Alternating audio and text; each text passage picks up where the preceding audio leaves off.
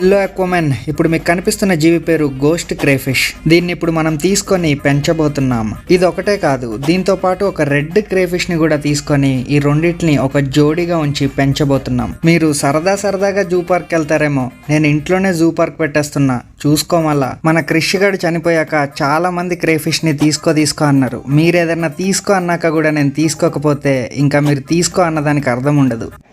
నాకు అర్థం కాలేదు సార్.